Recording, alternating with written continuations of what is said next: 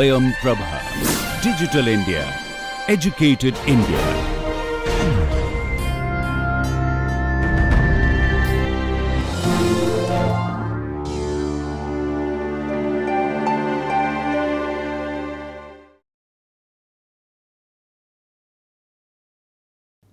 So, we are going to continue this session into the next stage where we want to solve different kinds of problems. Earlier we were only talking about linearly separable problems and then how we can use perceptron to solve those kinds of problems. But in the real situation we get into various data sets, speech. Let us first talk about the speech. The one that I am talking right now is recorded, and then I want to be able to recognize what I am talking. For that, first of all, I need to find out where is my word boundary in all of those, and then take the signal values related to that word and then process it in some way, and then finally say that what I am saying is this. Let us say speech is one word. Okay. In the same fashion, you create various word boundaries and then identify each word and finally take it to the application where you would like to say, for example, the Alexa or the Google Home or Siri or whatever, those applications are actually listening to your speech and then figuring out what you are really talking with respect to the string of words, and finally convert this into the sentence, maybe search the web or tries to figure out what exactly you are asking for, and finally list those items that you are really looking for, right, in some fashion. So, this is one application where the data is coming in a sequential fashion. So, I should be able to take these as the input and finally do something with that. And then documents, we spoke about this several times. We been talking about tokenizing the documents and then using the word as one element for us to process. But that is not going to be the case all the time, right. So, we need to be able to understand a sentence. For you to understand a sentence, you need to have the string of words, and then using those string of words you should be able to understand that as a sentence and then what that sentence means, and then finally provide what that actually is asking for. For example, if that sentence is a question, asking the system to find out various documents related to natural language processing, right, related to natural language processing. So, the data is coming in as sequence of words, and this contains both audio, video and so on. So, both speech and the images are coming in as a sequence. So, we should be able to process it and then provide the necessary output. So, weather forecast, again based on the historical information, it is not an isolated incident. The same with the stock market, deals with at least several different variables based on which you predict what is going to be the stock price as of today for a given script. Okay. So, how do you process these? Okay. So, before that, we also need to mention a few things about the artificial neural networks. As we had seen earlier, right, it is possible to process these values. For example, the computation of this, the x1 w11. Okay. So, these are all independent of each one of those. So, you can see that there is a massive parallelism in this. So, it is possible to utilize the parallel processing to really compute all these values independently and then later combine them here, right. And then we also had seen that it is possible to learn from the training samples we were able to really figure out that even though we fed about 5,000, 6,000 sentiment words, the weights are adjusted in such a way that it really generalized the weights for all the input sentiment words, right. It is not related to just one word. The weights are not related to just one word. It is related to all words that we had input. So that means it has generalized the weight. It also figures out the latent patterns in the data. We will talk about this. And finally, it generalizes and associates the data sets in some fashion, like I have mentioned earlier. Okay, going back to this. So, in order for us to identify those patterns, we require the neural net. For example, so why the script is down today? Is there any similar situation that I am able to find out from the historical information? Since the number of parameters are huge, in order for you to find that out, we want to use the neural network, which really is good in terms of identifying those patterns which are inherent in the data set. The same fashion, I want to find out whether it is going to rain today or not, because of these kinds of input parameter that I am having today with respect to the temperature, humidity, all that, the pressure and so on. Is there any similar situation that existed earlier that caused rain? Then we can say with some probability that today it may rain and so on, right. So, for that again we require lots of data set, and system, if it is trained using the neural network, it should be able to figure out those patterns in the historical information and then give you with some value that you can use it to predict. Same with the videos, the data is sequential in nature. Okay, so for all of this we need a neural net of different type than what we had seen in the perceptron case. Okay, so we will talk about those one by one in the subsequent lectures. So, first we will talk about artificial neural network, where we have a feed-forward model and backpropagation model. The feed-forward is something that we had seen earlier in the perceptron as well. When the inputs are given, you keep feeding the data into the hidden layer and then finally compute the values in the output layer, right. So, that is the feed-forward model. Backpropagation is the error is found, so I need to adjust the values of V and W. How do I do that? So, what is the mechanism through which I want to adjust these weights? Okay. Okay. So, the idea of this one is to really change the weight so that the estimated target is close to the target value, and thereby minimizing error for the for each neuron and the network as a whole. So, that is the idea. So, this is very similar to what we saw in the XR model, but we are extending it a little more. Okay, the size would dictate the complexity of the network. This is a very simple network with 4 input units, 2 hidden units and 2 output units. Okay. So, here we want to minimize the error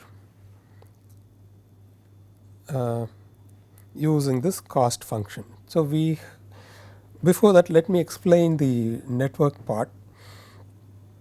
I hope you can see this clearly. We have X here, and then each element in this input layer has a neuron that takes the input value and then passes it to the hidden through the weights. We have X1, X2, X3 and X4, and then we have a hidden unit. There are 2 hidden units and there are 2 output units. I have actually divided the hidden unit into 2 and the output units into 2 parts. Okay, so like this.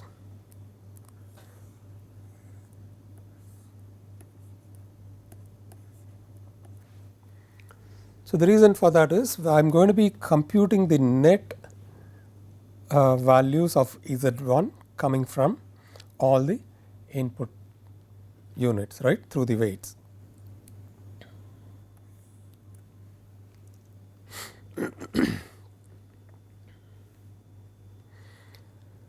Okay. So, the net is computed using W T x. So, x is your input vector, W is your weight matrix that is connecting the input and the hidden units. To get the net value, which I am calling it as Z or Z, which is nothing but the dot product of the transpose of the weight vector and the input vector x. It is nothing but if you expand this form, it is x 1 w 1 1 plus x 2 w 2 1 plus x 3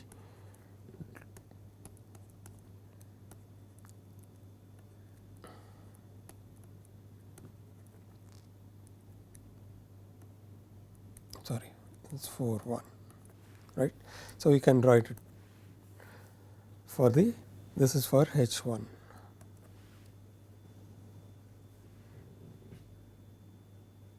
Rather Z.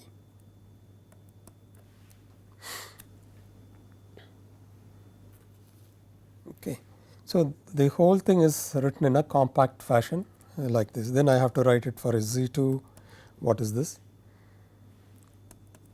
Okay, like x2, w12 and so on, right.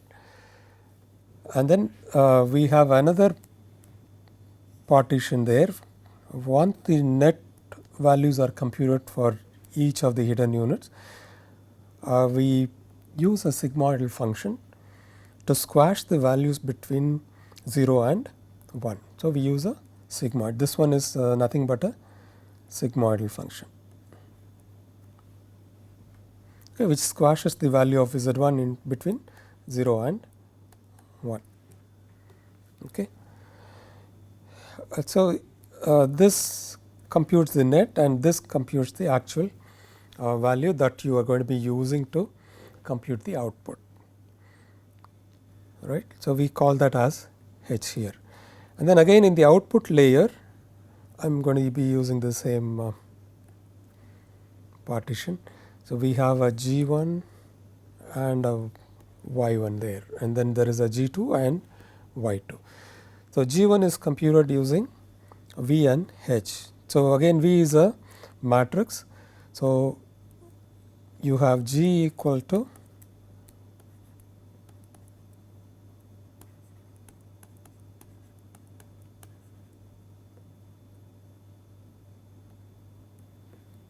I am sorry V 2 1 into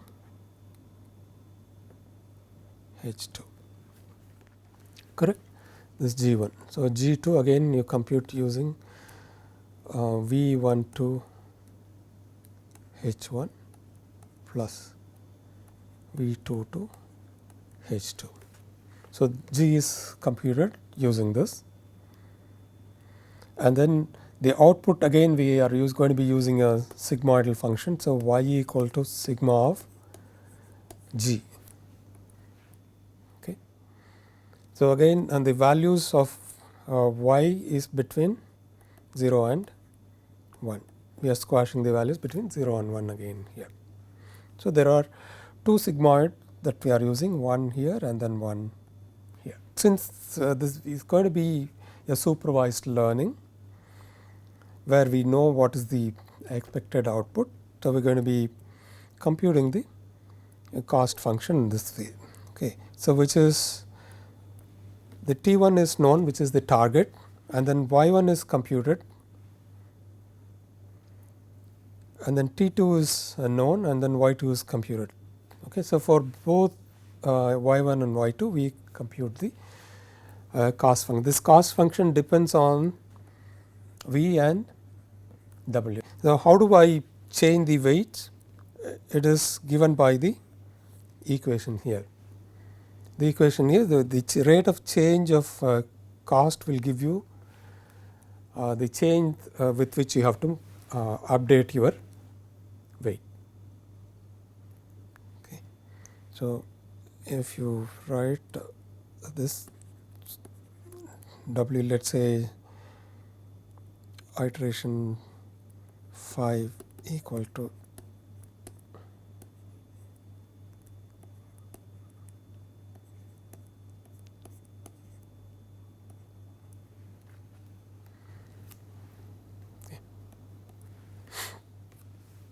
so this is how you update the weights every time.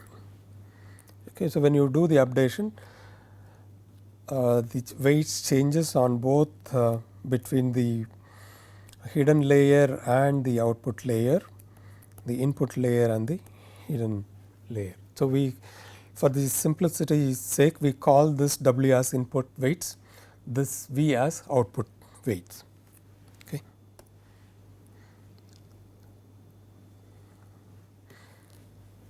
So, I think I did this earlier, and this slide actually has a cleaner representation of what I wrote in the previous one. Okay, let us move on to the next one. So, how do I compute the change of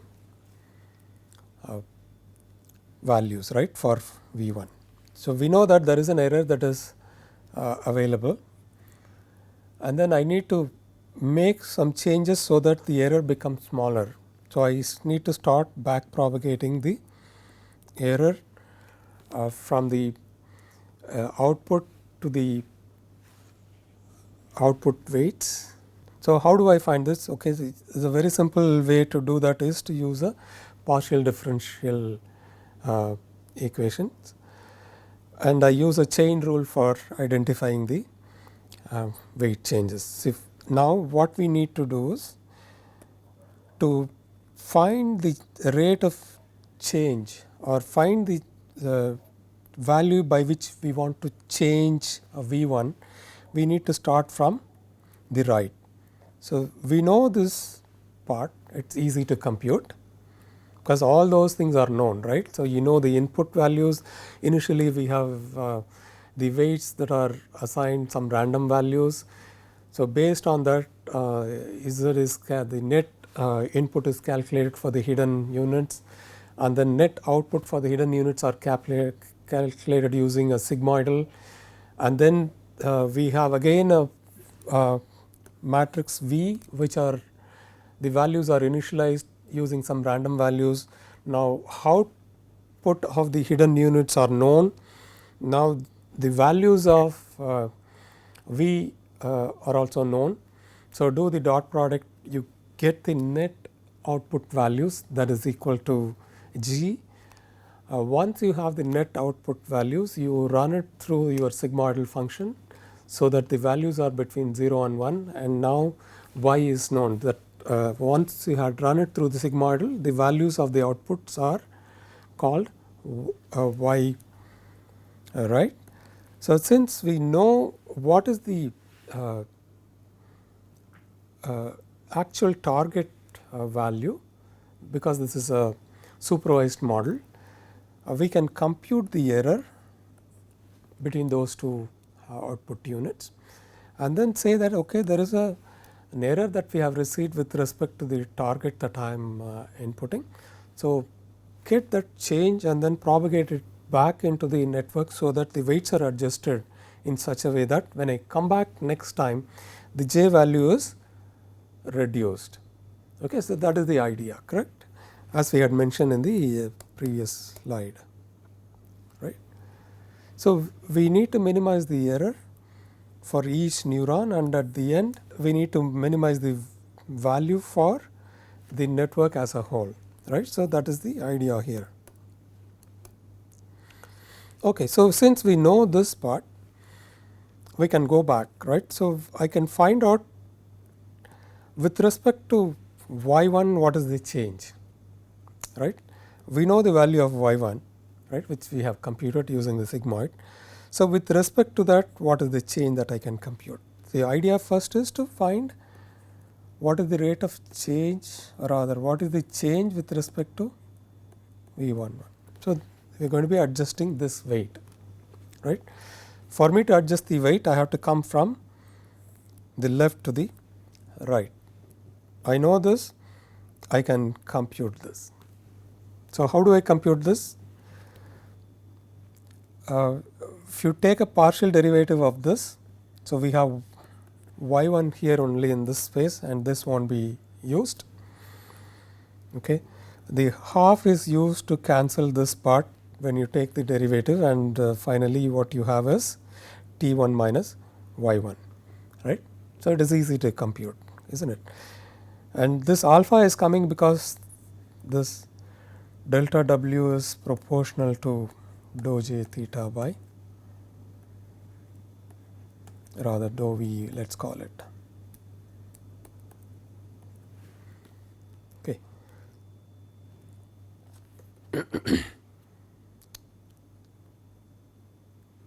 Okay, so dou j theta by dou y1 is minus of t1 minus y1. So, this is known now, and then the y1 got the value from g, right. So, this is y1 is nothing but the sigmoid law of g1. So, now I can do the differentiation, rather partial differentiation with respect to this, which will give you y1 into 1 minus y1. This is nothing but this.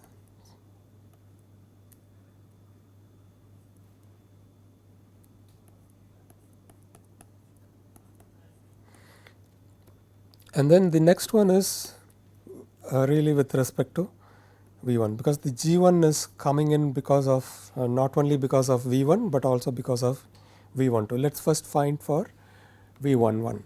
Okay. So, why is this H1? So, now we have to find the partial derivative or dou G1 by dou V11, and you can find that it is here.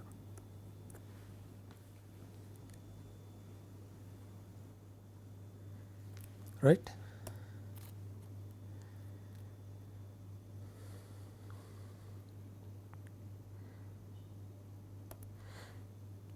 So, putting all values together, finally dou j theta by dou V1 equal to these. In the same fashion, you find this for dou j theta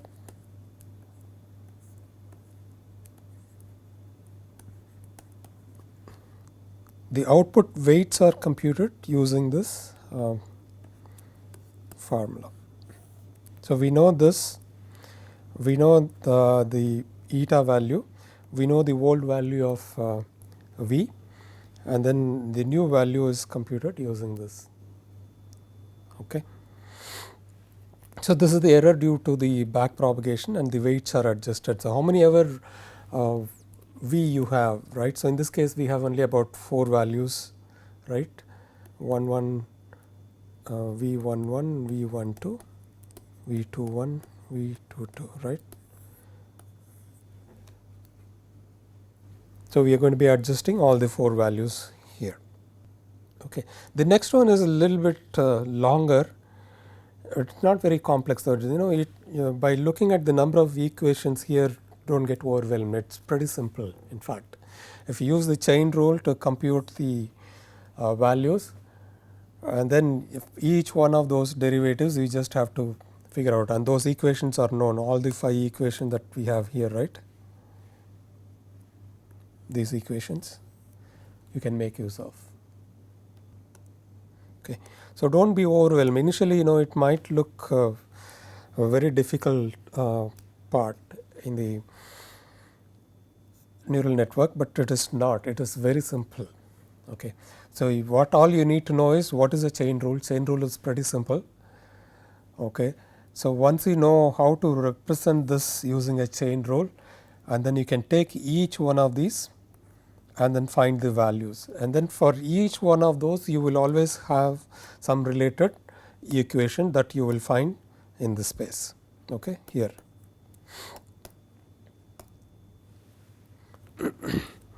So, what I suggest is first try to write these equations. So, let me again erase this. This draw a network, okay, and then appropriately name those weight values like I have done, and then start doing this. Okay, it's very simple, right? It's easy to compute all of these, right? So, these equations are very easy to write. So, once these equations are known, then it is only up to the chain rule to really break it up into multiple small partial derivatives, and then for each partial derivative you get the values. Okay, let's look at this second one. Now we are going to be going from the j is here and then j to this. So, we have done this. Now, we have to get back here. So, for us to cross this, we know how y was computed, how g was computed, and then we know we know how h2 was computed, how z2 values are computed, and we know the initial values of w and so on, and we have these equations with us. Okay. So, it is bit longer, but again I am emphasizing that it is not very complex. So, in this case we are going to be updating the weights, the input weights. So, input weights have to pass through rather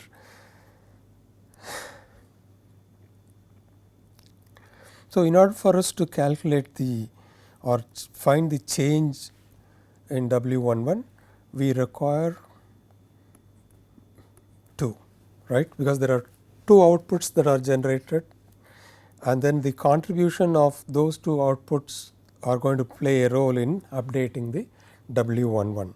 Okay, so, I am just calling it as dou j theta 1 and dou j theta 2. Okay. So, let us first find for dou j theta by dou j 11, and it will be very same for this as well. Okay. So, let me break this into multiple small partial derivatives. Okay. So, we start with okay. So, my related equation is here. So, again I will remove all this. So, I need to start with the dou j theta 1 by dou j y 1, because there is a change of this is going to have some impact on the weight as well, correct. So, I know that it is possible to compute dou j theta 1 by dou j y 1, because we know the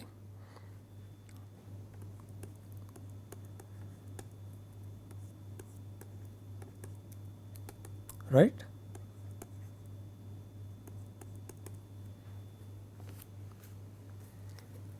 So, we know this, we have computed this earlier, and then we also had computed this one earlier, because there is a rate of change of, rather there is a change with respect to g1 for y. So, we have this.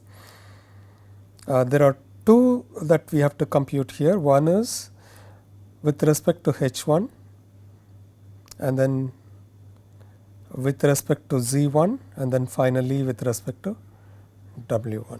So, if you look at the partial derivatives now here, starting from the last one, right, and then we have dou y1 by dou g1, correct, and then dou g1 by dou h1, dou h1 by dou z1, and dou z1 by dou w1. So, that actually leads you into dou j theta 1 by dou w1, right.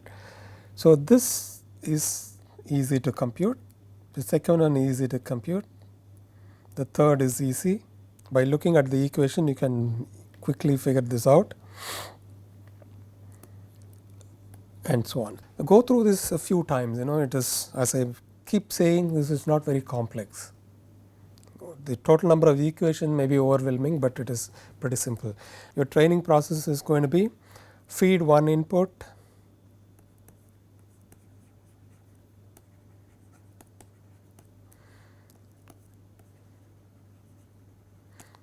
compute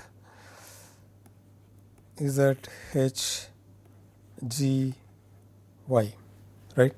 So, maybe the 0th step is initialize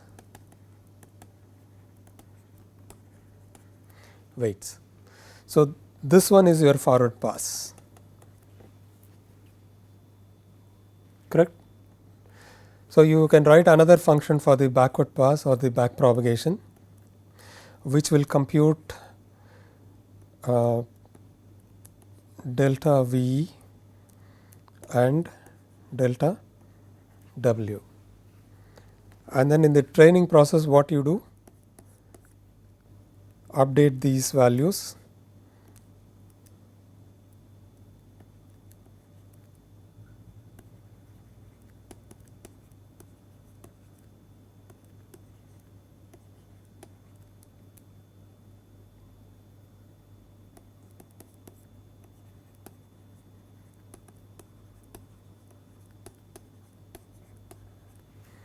okay.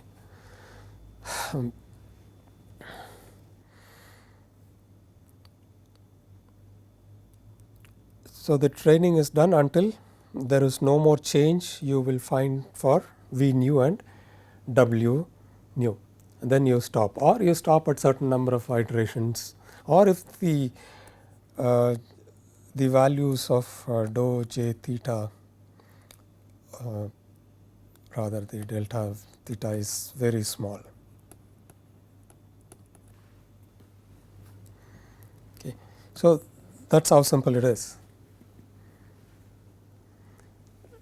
And also, for one programming advice here is do not use the standard model for doing this. Instead of you writing all the loops for the I and j of the input weights, and then maybe k and l of the v here, and so on, you use this numpy where you can write your instruction just as you see in this equation. So, it is so simple. You do not have to really worry about the loopings and then indexing problems and all that. One more thing I also want to mention here is, if you refer to certain books or papers, they will be using various indices. You get yourself familiarized with that. Okay. So, normally what they do is they use I for specifying the index in the input layer, and then for j they use it for the hidden layer, and then they use k for the output layer. So, that the weights here, if they represent, it will be j I, and then here it would be it should be v k j, and then here it going to be some, let us say, y k, and so on. Okay. So, familiarize with what is the kind of index they are using, otherwise it will confuse you. So, make sure that you understand the index part of that first when you have networks of this type, and then see how they are actually changing the weights, and then how they are using the indexes, and so on. Okay. So, I guess you have understood this part very well. This is very fundamental to what you are going to be doing in the next few lectures. Okay. This is only an extension of these, the back propagation, the derivatives of the values for W, and then how do I use the chain rule to find out, and so on. So, instead of one hidden layer, there could be multiple hidden layers too. So, you should be very thorough with the simplest one first. Once you are very thorough with this, maybe you can look at more complex networks and then understand them.